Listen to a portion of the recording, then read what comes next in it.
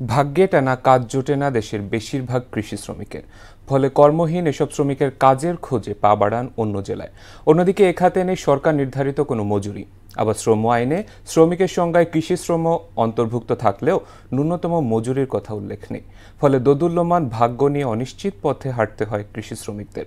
শ্রমমূল্য নিয়ে আরিফ হোসেনের ক্যামেরায় উষা ফেরদৌসের 3 পর্ব ধারাবাহিক প্রতিবেদনের দ্বিতীয় কিস্তি আজ।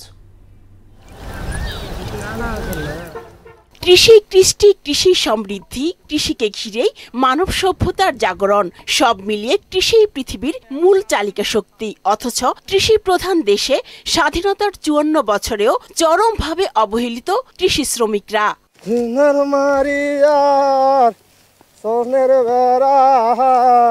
দেশে মোট শ্রমশক্তির 3,20,00,000 মানুষ কৃষি খাতে নিয়োজিত। জিডিপিতে কৃষির অবদান সরাসরি 11%, আর প্রক্রিয়াকরণ, পরিবহন ও বাণিজ্য মিলিয়ে কৃষি অর্থনীতির অবদান 23%। তারপরও এ খাতে শ্রমিকদের বঞ্চনা পিছু ছাড়ছে না।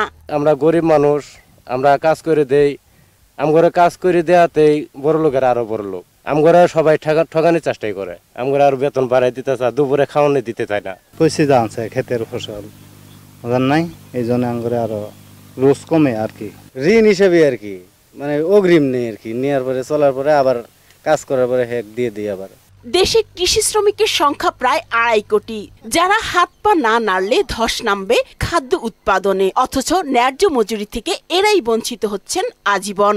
ন্যায্য মজুরি কই পাই?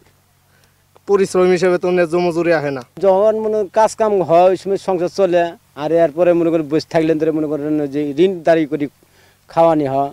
প্রত্যেক কৃষকই একজন শ্রমিক। সেই অর্থে দেশের সংখ্যাগরিষ্ঠ শ্রমিক শ্রেণী হলো কৃষি শ্রমিক। মহান মে দিবসের প্রায় 150 বছর পার হলেও কৃষি শ্রমিকের মৌলিক, সামাজিক ও মানবিক অধিকার এখনো সুদূর পরাহত। আমরা কাজ করি সকাল 8টা থেকে ধরেন রাত 10টা তুরি। ব্যাপারীদেরও বহু লস, এন আঙ্গরও তেইটি কামে আঙ্গরও পুষে না, আঙ্গরও দিন চলে না, এন করণ কি আছে কষ্ট মষ্ট করে চলতে হয় আর কি।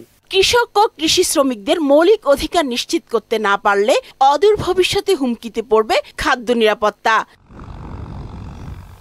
দেশের মোট শ্রমশক্তির 45% মানুষ কৃষিখাতে নিয়োজিত থাকলেও বরাবরের মতোই অবহেলিত কৃষি শ্রমিকরা।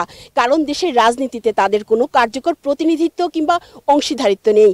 এমন পরিস্থিতিতে এই কৃষি শ্রমিকদের প্রশ্ন, দেশের খাদ্যের যোগান দেয়া কি তাদের অপরাধ? উষা ফেরদৌস, মোহনা সংবাদ, ভাকুর্তা, সাভার।